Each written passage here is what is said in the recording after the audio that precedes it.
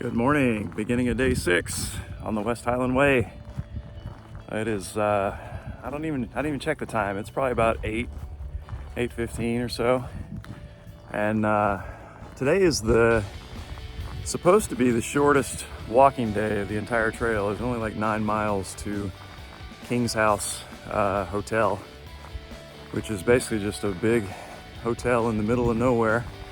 So you got 10 miles here and then another 12 or so to Kinlochleven, the little town. So a lot of hikers will stop at or close to the hotel just because it's got food and toilets there. So I'm aiming for 9 miles today. I did 15 and a half yesterday, which was the longest day so far on the trail. Kind of surprised me because my feet were not feeling good. But I got to the town of Bridge of Orkney, and my friend Yorit was there, and had a couple of beers and had a nice chicken sandwich. And he said, hey, if we go just 2 more miles, we get to go up over the mountaintop and back down, and then we can go have a couple of drinks at the bar in the town right next to the mountain. And I was like, all right, I'll do it. So I got talked into 2.5 extra late miles, but it actually ended up being great because the bar was great.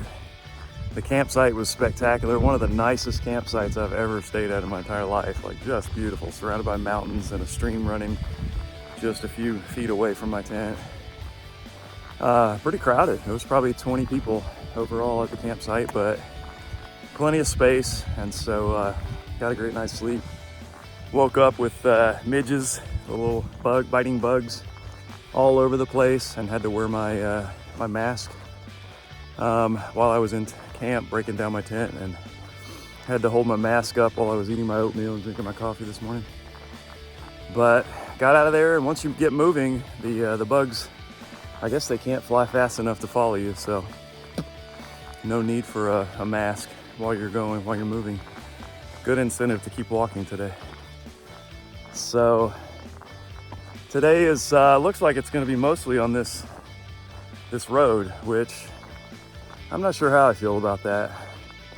You know, like, it's supposed to be a footpath and a trail, you know, but we end up doing a lot of miles on the road on this trail too. So, but I get it. It's not always easy to carve path through private land, and the mountains obviously can be tricky too. So it's different. It's a little harder on the feet when the heel strikes down on a concrete or asphalt surface, especially if they're already sore. You definitely notice the difference.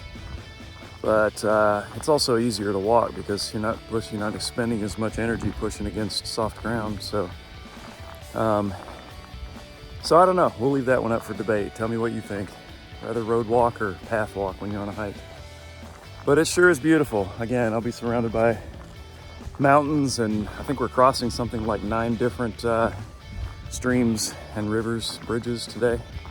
In fact, here's the first right here I'm coming up on.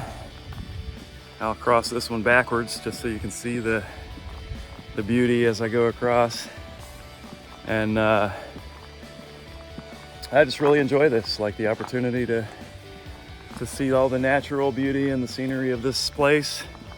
This is on the north side of the stream, and then if we come around this way, flows under the bridge, and that's the south side. So you can see just views are just spectacular. Water seems pretty low right now. Love it. All right, moving on.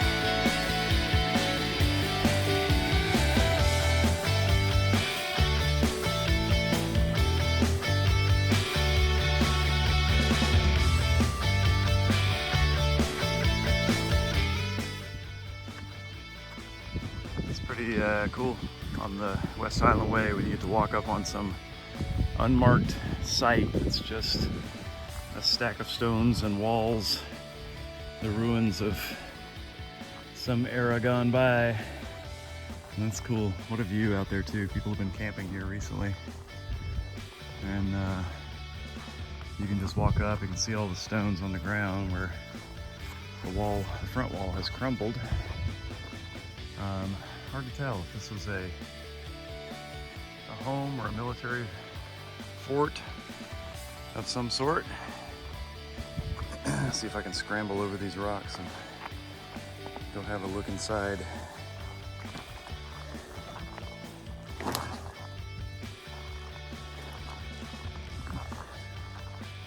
Oh yeah, this is cool. Like an old castle setup or something. I don't know what I guess those were for wooden floor joists for a second floor. So the joists would have been placed inside those slots.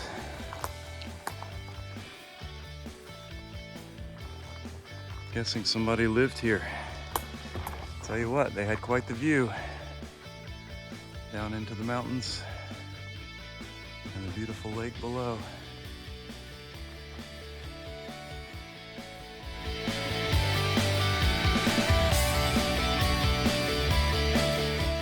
Right now I'm in what is said to be the most remote area of the West Highland Way, Rannoch Moor, about 4 miles outside of the campsite last night and about 4.5 or 5 miles to go to King's house. And I'm just sitting on top of this big green hill, maybe 20 meters high, and looking down at the river and all around at the beautiful mountaintops. 360 degrees, and I can keep an eye on the path about a half mile that way, and I can actually see the path probably all the way up to about maybe 3/4 of a mile into the distance down there. I saw 3 or 4 groups of hikers walking along the path and heading off over the hill, so it's pretty cool. Pretty cool view. Here's another stone structure. This one looks more ancient though. This looks a lot more like the round cairns that are more of the sacred site type structure. The Druids, the Picts, 3, 4, 5,000 year old structures of just stacked stones. So what's also kind of cool is if you walk through the cairn, which I'm going to call it, even if it's not, is, see if I can climb up on the wall here.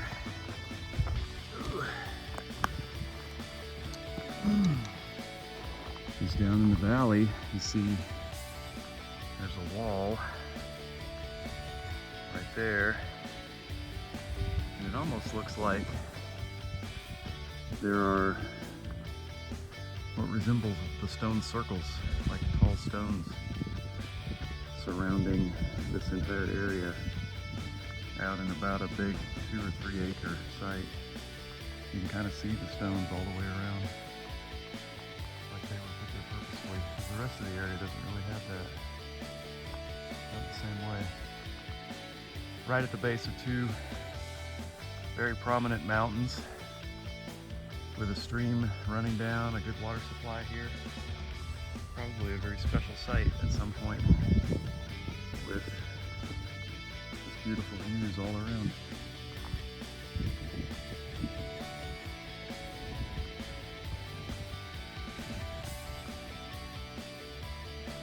We are coming down off the top of the mountain, and that's Yart in front of me.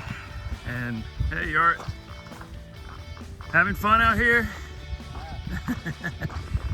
Off in the distance we see King's House Hotel, way down and right under the peak of that mountain. You can kind of see it right in between those trees right there. We still have a little over 2 miles to go down the trail to make it to the hotel, but something about being able to see your in target in sight the entire way just makes it seem closer. My feet are screaming, ready to stop, and this is what the trail has looked like this entire day. Just double lane road for the last 7 miles, and wide open, no shade, and it's getting increasingly hot as the day goes on. So We've also had to keep pants and long sleeve shirts on, and occasionally the bug nets over the head, because the biting flies are out today, and they have been extremely active. And every once in a while they'll take a chunk out of your skin if you're not well covered. So we've had to go against the desire of taking off the outer layers and cooling off, and instead be warm, just so we don't get slaughtered by the bugs. So it's a trade-off.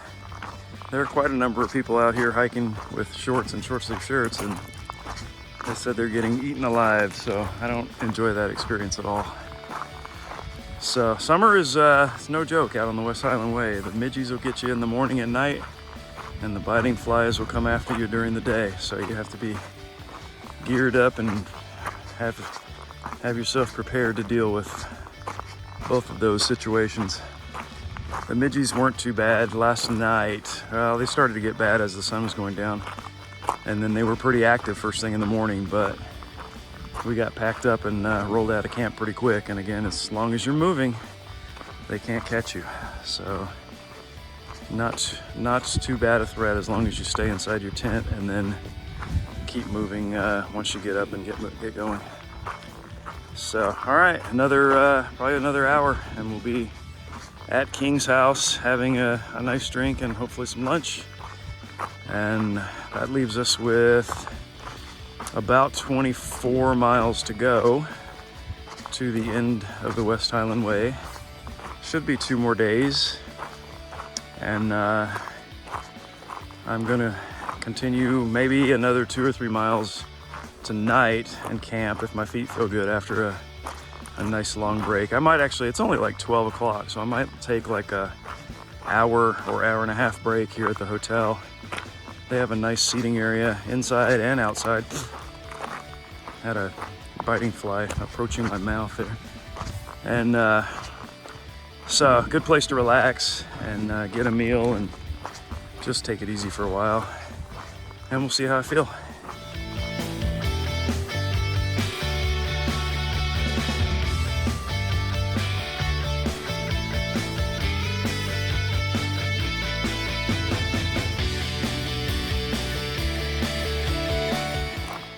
It's about 5:45 or so on day 6, and I'm just heading down a hill to go up a hill, aiming for about a total of 4 miles past King's house. So it was pretty hot today, and Jord and I decided to stay at King's house from about 12:30 to about 5 p.m. and just hung out inside the pub, had some lunch and some drinks, and then went outside and sat in the shade for another probably 2.5 hours or so, just catching up with some other hikers and meeting some new people and relaxing, resting my feet. And then we decided we're gonna try to make a few more miles, maybe 4 more miles total today, and camp at the top of what I think is gonna be the highest part of the entire trail. Just a little over 2,000 feet, if I'm not mistaken. So, yeah, wind is blowing. There's a few midges flying about, but none of them are landing, and the horseflies seem to have gone down a bit today. Although, of course, as I said, that one landed on my finger. That's how they do. So we're just walking the path through a valley of mountains. Fortunately, not having to summit any until right toward the end of this trek, and there's about a mile of path that goes uphill about 1,000 feet, where hopefully we'll find some place to camp tonight, and then make our way into Kinloch. We should have about just under 6 miles to get there tomorrow, so we can stop there for lunch and decide if we want to press on and make more miles or not. But yeah, I think it was a wise decision to rest up and eat and rejuvenate before jumping back out in the heat again. So we'll see how this goes.